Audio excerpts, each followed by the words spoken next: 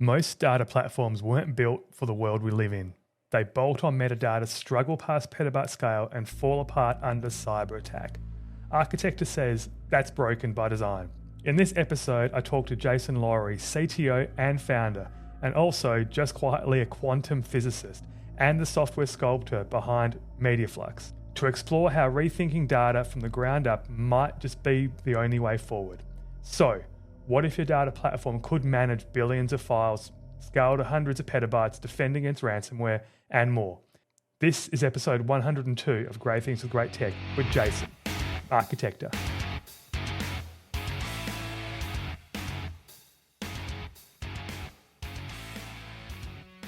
Hey Jason, welcome to episode 102 of Great Things with Great Tech. It's great to have you on and talk about Arcitecta and just talk about this company doing great things in data, which probably people haven't really heard about, but is doing so well in the industry.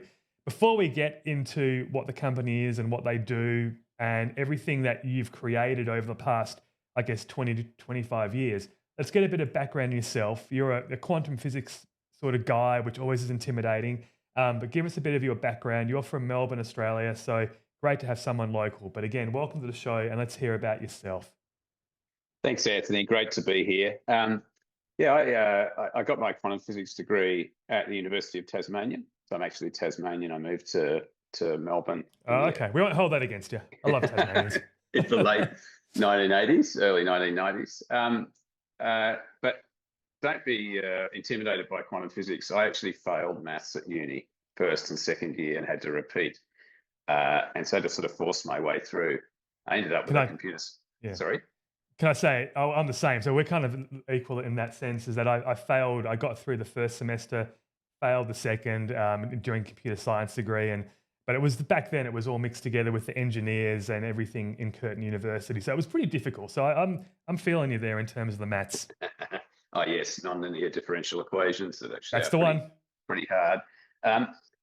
But I pushed through and ended up with, as I said, a physics degree. And at the end of this, I thought, where will I go? And I could have gone and done a master's or a PhD, and I would have done radio astronomy.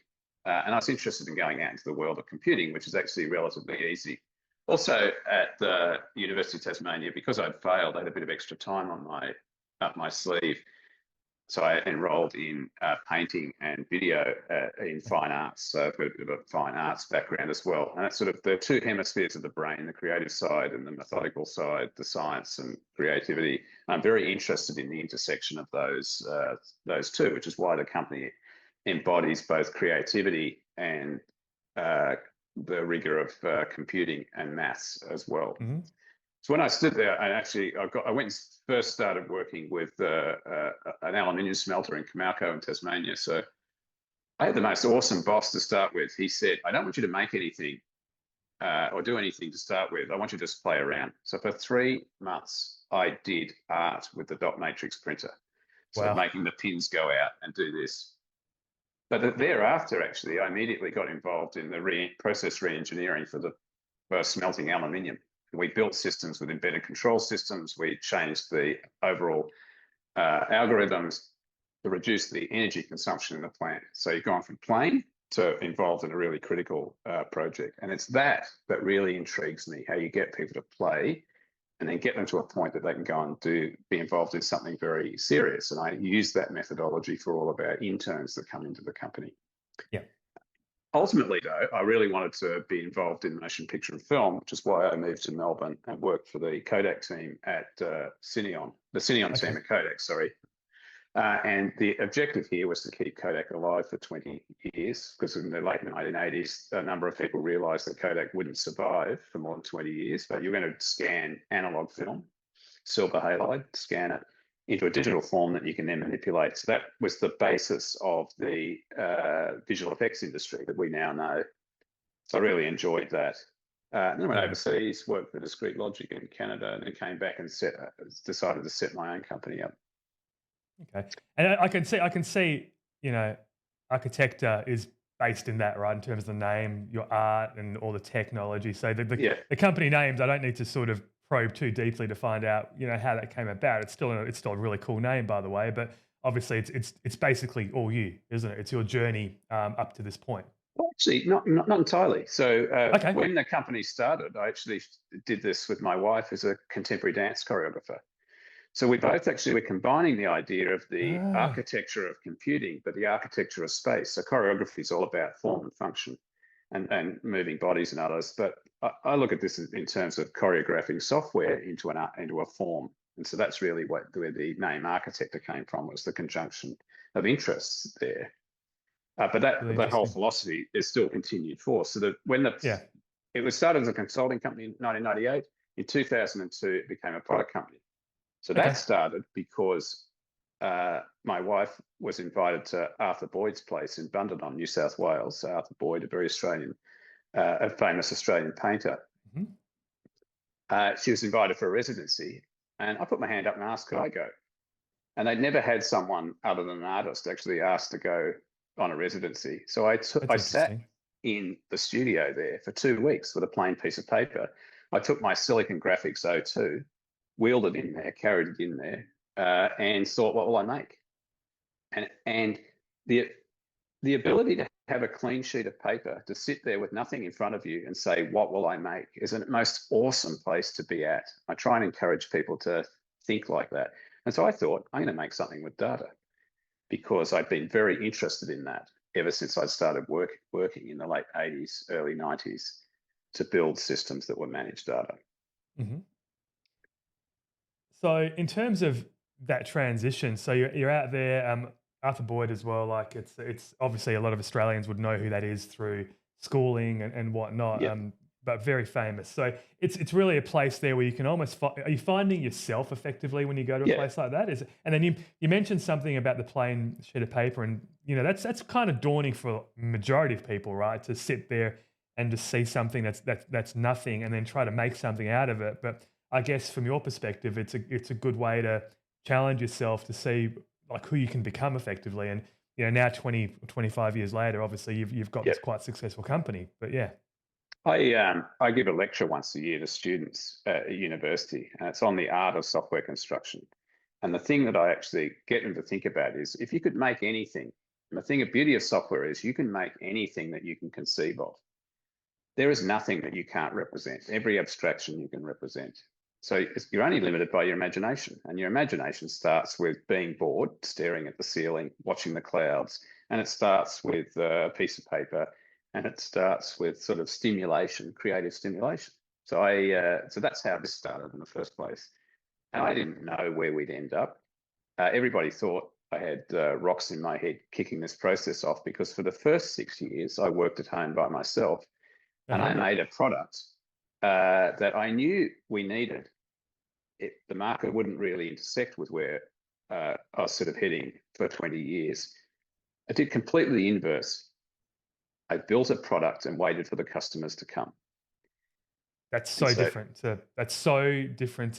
Normally, I ask a question to show what was the problem you're trying to solve, and clearly you were trying to solve a problem. But typically, that's generated from something that a customer wants, or sometimes people have been internal to a company. They're developing something, and they see something that other people haven't done, and they try and sort of split it out, and that becomes an idea and germinates into a company. But you've kind of taken that. It's the problem statement is there within yourself, but you're not quite sure where it's going to lead to. That's quite unique in itself. yeah, that's in retrospect, that might seem daunting, but it's also interesting. So, what was the problem? Well, there's a few seeds to this. In 1986, I deleted 80,000 words of my aunt's manuscript. Why on earth I went up to the floppy drive and went del, E star, and everything was gone. How There's old a, were you? How old were you back then? I was Just at uni jumping. still. Okay, So okay, that's, yep, yep, yep. so at this point, the blood You drains out should of have my known. You face. should have known. You should have known You better. should have known, but it's should know. And so we tried to forensically reconstruct the contents of that floppy drive. It's actually really hard. Yeah. A lot of file systems, you can recover the data these days, but not there. So I thought, how is this possible? This shouldn't be right. And the other thing that happened is that during the 1990s, you could see, or I could see, that data was going to underpin everything that humans did. It was going to be a very important currency of future innovation. And thus it transpired in the early 2000s. We saw the rise of the chief data officer people studying data science at university, we saw the words metadata in common lexicon. Yep. And the rise of big data. So I wanted to build a platform that would manage data. Doesn't matter whether it's structured or unstructured. So your traditional approach would be you would have your database, generally relational database, and you would store your structured data there. And then your unstructured stuff, your video, your documents, your sensor acquisitions, etc., images, they all go somewhere else. But they're in two distinct systems that are not really connected with each other. Yep. And so you have to manage them separately. So I think, why is this? It's all just data. You want to actually combine the two of these into the one platform.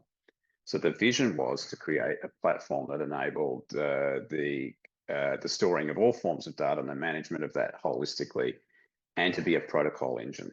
So in one protocol, out another, to be able to have that data live for much longer than the technologies that it was the world in which it was being used.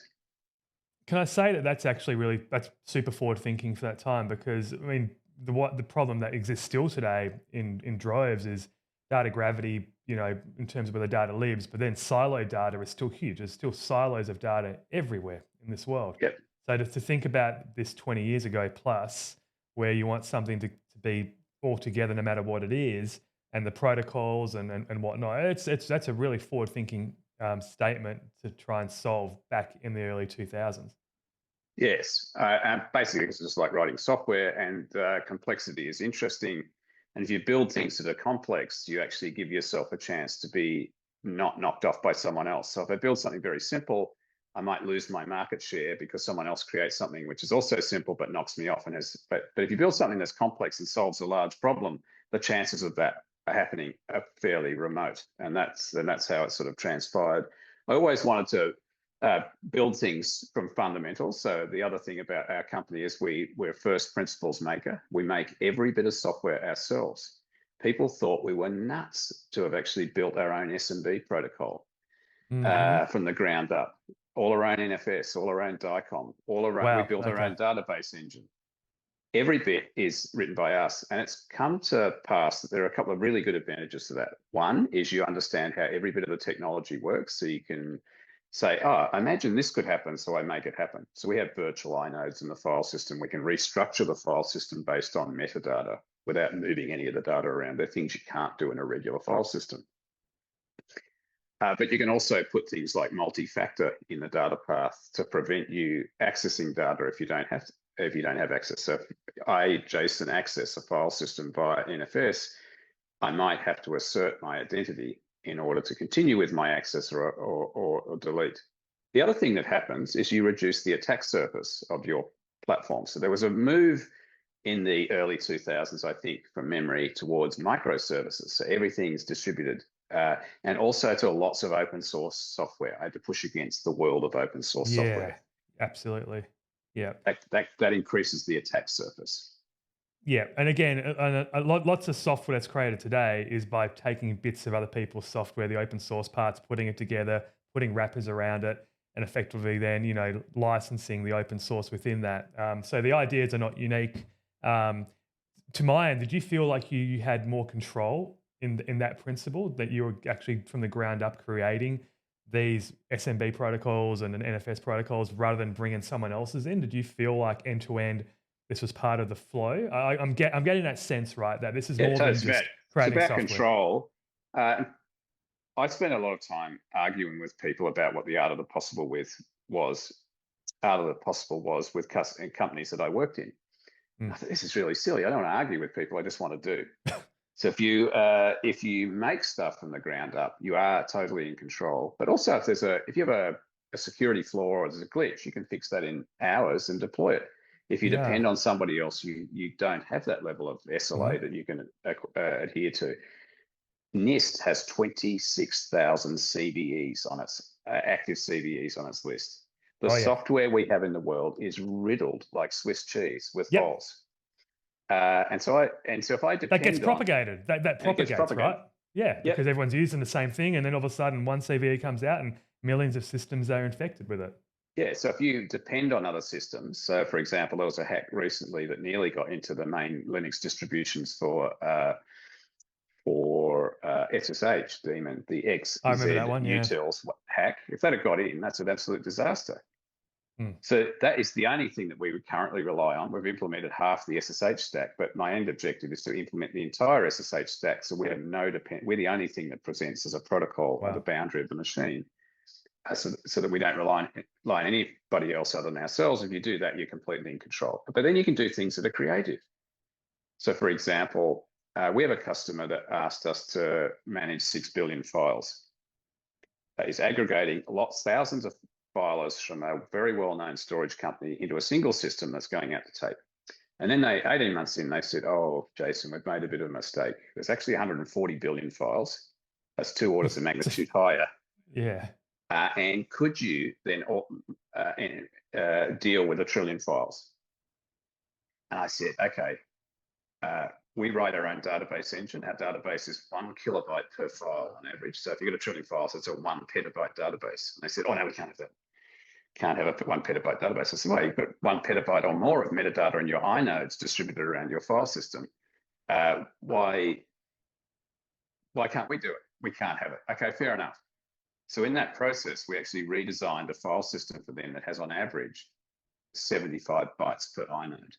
That is completely traversable. So you look at a standard file system, it's 1 kilobyte up to 8K per inode. So the only reason we could do that is because we know all the bits that we can reassemble and make.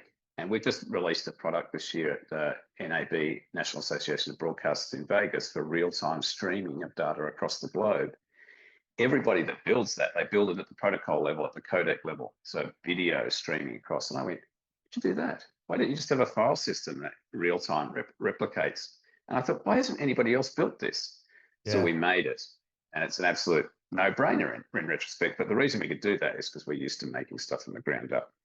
Yeah, and I think that's your core principles. And it must be said, like if you go to your website, it's very, I guess, cagey is the word, right? In terms of what you're doing, it's purposeful, right? It's got lots of art in there. It's got lots of flows. Even your YouTube channel, you go there and you say, okay, it says what is Arcitecta, and then you see a video that's 30 seconds long. It's got some moving bits and like some art. It's like, okay, you got to dig a little bit more there. But core principles of software, the sculptures, so software sculptors, first principle thinking, like you said, but also petabyte wranglers, which is what you've just kind of described there as well in terms of enormous scale, which is so problematic in this world. Like there's always, if you buy a storage system, traditionally, anyone really would say that, you know, at some point it's going to tip over. At some point it's going to fail, right? It's only if you buy 100, I'll say gigabytes, or we use gigs, a very small number, you're only going to be able to get 80 gigs of that. And the last 20 is wasted because then the system falls over. So how does this, and we haven't really talked about the platform, Mediaflux, right? So that's what I'm trying to get into. So Mediaflux is the name of the platform of the product, effectively? Yes. Yeah, it's a software platform for managing data. It's essentially a database and a file system and an API and an orchestration engine integrated, so it's workflow and the like. So it runs on any platform. It's software. We also sell it as on hardware appliances. So it can run on-premise, in the cloud, or a combination of those. So you can move any data between cloud and on-premise, and it's a distributed system. So that's the other thing that interested me, is building distributed systems. Because I wait for a job, I won't name the place, at a distributed systems place, and they said, oh, you need to actually, what algorithm would you use to do this particular data structure? And I went, oh, I'd look it up in this book. They went, nah, gone, you're gone. That distributed computing entity no longer exists. So we now have an all singing, all dancing distributed compute system. So that's sort of driven for that. But data is not, you have to actually, it's not always in the right place. So for example, I might acquire data in Europe somewhere and I need to operate on it. But I need to have a single pane of glass that knows where that data is. Mm-hmm. And I might need to take my compute to the data, or I might bring the data to the compute. So we've got protocols that allow us to take your computation to where the data sits. That's part of the platform. The platform has its own database at the core. So technology which we built, we call it XODB, so XML object database. So it's binary XML compressed. It supports objects, geospatial, time series, and now vector, all in the same thing. So you could say, go and find me all of the images of aeroplanes that were in this region in space at this point in time that have a good line of sight of the window in this building. And you build complex queries. So geospatial, we're also a geospatial engine and exporting to and from different formats. And we're a protocol engine. So we support NFS, SMB, SFTP, DICOM, S3, IoT, all these things, because you don't know what vector you're going to come in. S3 did not exist until 2006. Prior to that, it didn't exist. So that's recent history. What's going to exist in 2035, we don't know. Another protocol or more protocols. But the data often actually outlives that. We've got data that's been around for 100 years or more. We need to keep it. Yep. So our platform is about being able to evolve, being able to connect people, to be able to feed the systems that do pattern analysis. So we're not an AI engine, but we need to feed the AI systems. Good way of looking at it, yeah. And we need to acquire stuff from lots of disparate systems, and you need to know what you have and what the quality of that data is, and then you need to make sure that what you store, you can get out reliably at some point in the future. So we're a data platform. So being that said, so Mediaflux sits on the top, it's got its database, the XODB, and then you're ingesting other storage systems, or is it, so where's that data actually sitting? So if I had a traditional, say, NetApp filer, and I had a VNX from ENC, and then I was using S3 as an example. Okay. What would be the use case there?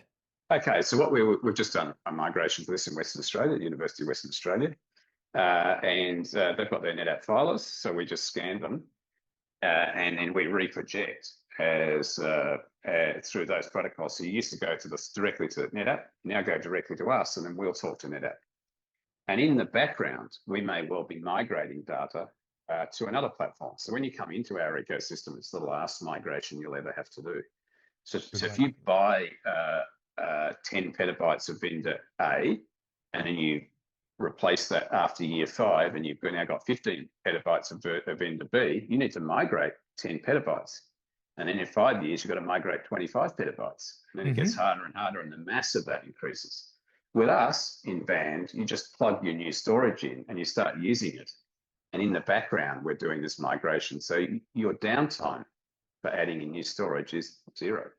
And that storage can be anything, or it's a set it can be specification. Anything that appears as POSIX, NFS, SMB. So we have our own native NFS clients, our own native SMB clients, as well as being servers for those. Anything that presents as S3.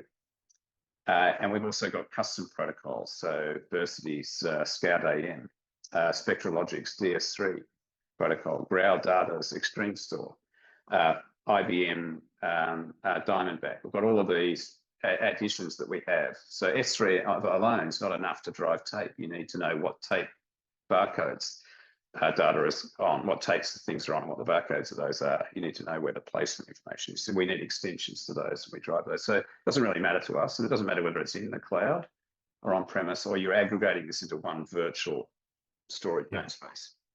Understand that. So let's talk a little bit about the state of data and where we're in, because obviously this is your world. We talked a little bit about how data is growing more than exponentially, right? And you've got an interesting theory about where data is going to be, and how are we going to be able to store the data that the world is looking to store in the next 10 to 20 years? Yeah, well, I was asked a question recently. What's going to happen when we get 10 to the 26 or 10 to the 27 bytes of data? That's a huge number. I can't even remember whether that's gigabytes or something else thereafter. I don't know. It's mind-boggling. The problem is we can't keep storing all of this data. If you look at data itself, it takes energy to store it.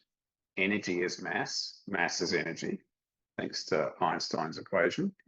There's only so much energy that we've got to store more and more data. We can't represent everything in the universe on Earth as a piece of data. So we're going to have to make decisions about what we throw away and what's important to us. And as humans, we love acquiring stuff. We've all got addicts. We've all got our hoarders. We're all hoarders. You've got your storage things, places that you put stuff. We can't do that indefinitely. or we have to increase the density in which information is stored. And we're seeing that with tape. And I think the upper bound for tape is about 500 terabytes per tape.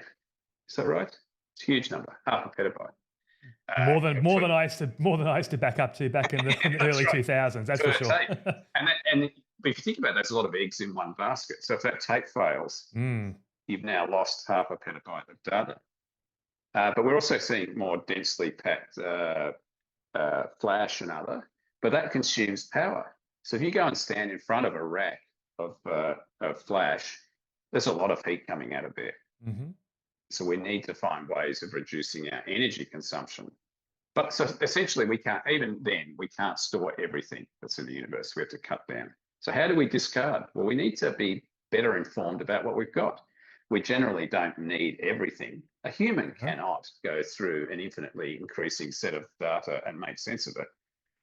That's why we've got systems, compute systems and AI to make us help make sense of that. But if we've got it really worked out, we probably need better models and fewer equations that describe everything. In physics, there are 4 equations that describe the universe. We don't yet have a grand unified theory of physics, but there must be one somewhere. We just haven't found it. So that's why we're seeking that. And it's similar with data too. So we've got too much. We're going to have to cut down. But could that lead to different ways to store the data more? I always think back to Superman. I always think back to the crystals, right? And to a certain extent, that there was data on those crystals, right? And I think Microsoft a couple of years ago went through some sort of POC storing data in DNA and all sorts of crazy stuff, right? So if we can solve the problem of it taking up matter, which there's only a finite amount, and the energy that it creates and how we supply that, is that possible then to store more data in that sense? You can get more data stored, but there's still a limit to that.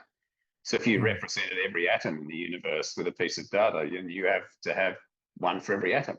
So you need models of those. The interesting piece of technology I see, there's DNA storage. And that's more interesting to me is glass. So Microsoft have their project Silica, which will store on glass. So met with those guys. And the other one that's really interesting to me is Cerebite in Germany. So they're looking at actually one of the founders of that company is a ceramics artist. And he said, I know what cuneiforms are. Why don't people store data with cuneiforms or ceramics? Roll forwards, they're now creating storage using ceramic and glass and femto lasers. And the industry or customers are looking at this and egging them on because this is awesome. 5,000 years, EMP resistance on glass and huge densities going forwards if they get that technology right. What will be after that, I don't know, but I think that's the next most interesting bit of storage technology to come. Yeah. And so to that end, like moving through, when you go to a customer, what's unique about you guys and how you approach it is that, you ask people, what data do you have and what do you want to do with it? So explain that methodology, because I think to a certain extent, most storage companies, vendors will just basically tell you what to do with it and say, hey, you got data, put it here, end of story. We're the best for that. So how does your approach differ and how does that make your customers, adhere to you guys? We're very sticky with our customers. So basically it starts with a conversation. We're all human beings. I have a problem to solve. What is the problem? And how do I need to solve it? And our field is around that layer of data, not the actual technology that necessarily, whether you've got disks or cloud or whatever, it doesn't really matter. We're in the layer above that. And so the conversation you want to open with and ask is, what data do you have and what do you want to do with it? And that really generally leads to a conversation around, I had this, I acquired this from here, I have this workflow that happens here, I need to govern my data around this. It's a conversation around the data, not around the technology. And at this point, you're talking to a human around processes that they understand. And why I have no issue with that is that we've got a piece of technology which is a chameleon that can adapt to different scenarios. I would never have asked that 20 years ago, but I'm happy to ask that today. And you listen and you say, okay, you need to fold the paper in this form of origami that produces this outcome. So we're not there to sell something that we've got. We're there to sell an outcome or a solution And so either we have that in our kit bag over 20 years of development, we've got a lot of stuff, or we go, oh, that's an interesting idea. Because we're first principles maker, next week we'll come out with this evolved bit of kit that does something that we haven't done before. And of course, once we've done that, we can do the same for everybody else. So I want a conversation with the people. Interesting. Yeah, that's right. And I think that then, personalizes the relationship from the start. And again, that outcome-based approach is something that I think's obviously taken hold over the past sort of 5 years. I've seen it in technology where we used to talk about bells and whistles and knobs and dials, but over the last 5 years, you've kind of gone up the stack a little bit. And now, where else it was just the CEO that might have wanted the outcome, or the CFO, now it's actually going down into the CIO, the CTO, the data admin, the app admin. They want outcomes as opposed to seeing what knobs you can twist. So it's kind of it's a good approach. And I think from a data perspective, a lot of people just don't know exactly. Number one, you've touched on the points of the growing data. Data has gravity, siloed data. The fact that, do you need everything that you're storing? Do you know where it's accessed? And now we'll pivot in nicely into the security of that data, right? And I think, interestingly enough, me working in the backup space, and I know you partner with a couple of our partners with Wasabi. I think we've got a couple of joint customers as well from a Veeam perspective. But I've got a feeling or a thought that's a bit controversial from my perspective, is that, does a backup company need to deal at that level where we're becoming security and trying to prevent something from happening? And as you pointed out, the data is growing so significantly that it's almost impossible to manage at that secondary layer. It has to be on the device, on the platform, in real time. So what are your thoughts around that, and how are you guys working to try and solve that problem? Because you can't back up 100 petabytes. It just doesn't work. No, if you to back up 100 petabytes, your traditional backup environment would be full, incremental, full, etc., over some interval. And so just took the time to scan that system. You're just not going to get through it. There's no system. The backup systems are not big data systems that are going to move things at terabytes per hour or hundreds of terabytes per hour to back these up. It's just not feasible. And we've entered the age where people used to have megabytes, but if you can't, 500 terabytes is a lot. No, a petabyte now is a minimum sort of entry point for a lot of people, and you're in the sort of tens, and then you've got those increasingly into the hundreds of petabytes. And if you're not there already, you're going to get there. So for backup, you can't use these traditional mechanisms. You have to be in the data path.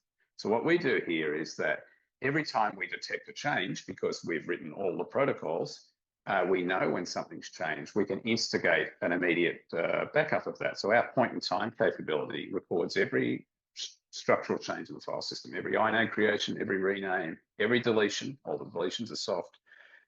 Every significant write that you do. And then, because we know all of that, you can go back and, that firstly gives us an RPO of near zero, because the moment something's changed, it's immediately backed up. So it was a normal backup system is going to be, I don't know, once every few hours, once a day. Your RPO is defined by how often it runs. And if you've got snapshotting in your file system, that's not going to run every second. So if I'm in a system that I had a file and I deleted it 5 minutes ago, I've got to actually go and find it. So we do all of that. Yeah, you do have CD. So there is a concept of continuous data protection, asynchronous, synchronous, SAN-based replication.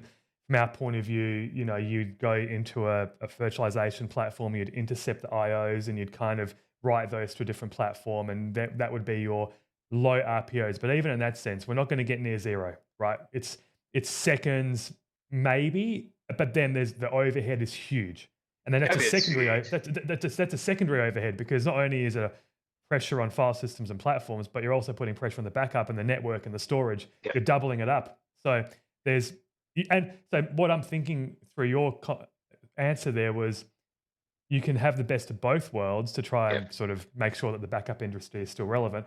You can have the best of both worlds, where you get selective about what you want to protect, right? And to your point about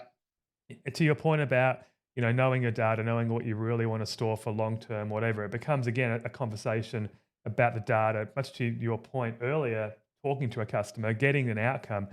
What exactly is important to you? What data could you not live without?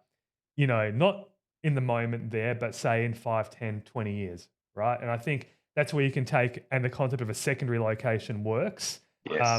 But if someone's deleted a file, say to your example of the media, the NAB thing that you guys are working on, or the platform you created, if someone's doing real time editing in a live NBA game or whatever it is, and they make a mistake and they lose something, you probably need to get that back real quick. So I think that's the kind of balance that needs to be brought forward. Right. You will still always have backup systems. I mean, our systems are backed up, but that class of data, which is your big data holdings, your archives, your larger stuff, that needs new mechanisms for backing that up. Everything else will still get done. But ideally, this is a conversation with the customer. If I turn up and say, would you like an RPO of 0? What customer in their right mind would say no? Yeah, exactly. Yeah. If you turn up to a customer and say, would you like an RTO of 0, recovery time objective of 0, what customer in their right mind would say no? So the conversation with the customer is going to say yes to both of those.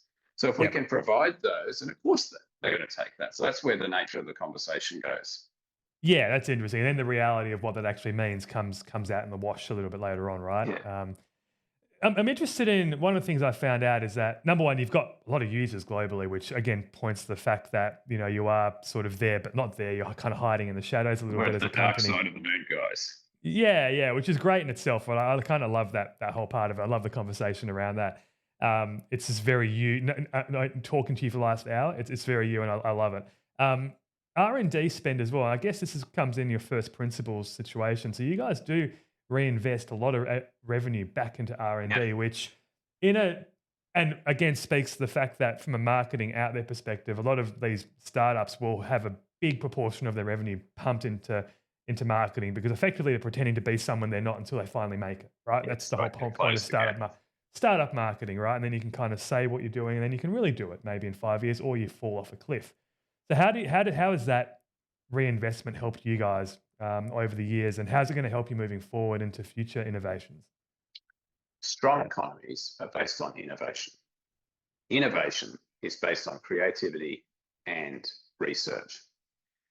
Strong economies have good research sectors. We're a commercial entity. We also operate with universities and the like. So we've got a foot in both camps.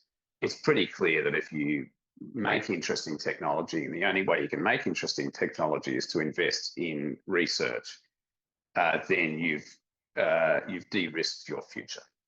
So if you keep coming up with stuff that's interesting year after year, after decade, you will be relevant for decades. If you build something where you get seed funding and your R&D's in the first phase while you're doing marketing, and then you've made something and then people spend the next 20 years selling it, so it just becomes an accountant's company or the sales and marketing guy, you're not protecting your future investment, because you're going to be pipped at the post by somebody else. My philosophy is that you keep making stuff.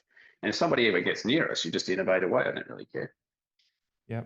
And I think in Australia, we typically, there's a bit of a notion of, we don't do a lot of this in Australia. No. It seems to be sucked out of our country. So seeing that actually happening still at certain levels is very, very refreshing. And, it needs to be more, right? Lots more of it.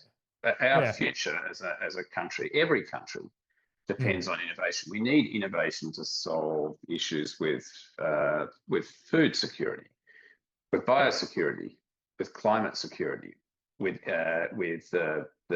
generating new forms of revenue, etc. All of these things are all driven fundamentally by research and interest. Occasionally, people have an epiphany moment. The guy in the shed or the woman in the shed down the road has an idea, and that changes the nature of things. It doesn't happen that often. No, it doesn't. And it's great to see. And I love the fact that you reinvest and you're keeping it there. But also you're clearly having great success overseas as well, which is really great to see at the same time. Right, just to finish off, like, where do you see you guys in, when I used to ask this in the previous episodes, I'd go, 5 years. But now I'm kind of rethinking this to maybe 2 years or 18 months, because we're moving so quick at this point in time. And I'm interested, actually, I mean, your quantum background, maybe just give a little bit of your thoughts on where quantum computing is. Because I've been, obviously we had a little bit of a spike in interest last December when Google announced everything and Microsoft had a bit of an announcement. And then all the stocks went crazy and people started to invest massively. And I missed out on those again, but that's okay. But where do you see this fundamentally going? Are we close to quantum computing being mainstream? Because this is the prevailing thought, but I'm wondering whether this is really going to happen in the next X amount of years. It's been going to nearly happen for X amount of years. So, but being the nature of quantum, it could be a quantum step change. So tomorrow, someone actually could have the aha moment that solves this. We have issues with error correction. Yes. And we have issues with running generalized compute. That's an area that I'm not that involved with anymore, but I have a great deal of interest in watching what people are doing. I look at this from the point of view, from a data point of view, is we've got lots of data out there that's encrypted. How do you get quantum resilient encryption? And NIST has proposed certain algorithms for this. I don't think any of them are going to be resilient. That's interesting. Don't tell the world that, because a lot of companies are scrambling with the post-quantum cryptography standards. Microsoft just announced one yesterday.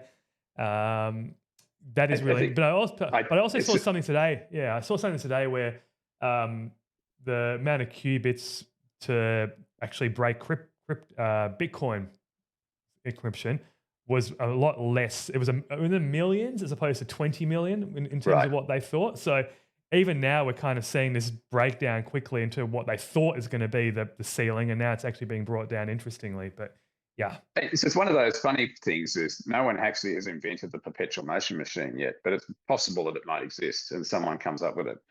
We know we're all pushing towards quantum computing, and we know that they'll make a huge difference and change. But we don't know when that's going to happen. So we go out and we do our daily jobs. We know that we're going to be in trouble with our security and others when that happens, but we just ignore it because we have no other choice. And when it comes, we're going to have to adjust to it. Yeah. And also, I mean, for people that don't know much, I mean, I don't know much. I'm starting to learn up on it. But the problem with error correction and lots of errors in the processing is one, but then the heat as well. And that's why I think, and then I've seen photon-based quantum computing, it seems to be a little bit more less heaty and that sort of thing. So to your point about energy, power, it's the same sort of problem, right? I think I saw quantum computers don't use that much energy, but I may be incorrect. So yeah, all the heat they produce.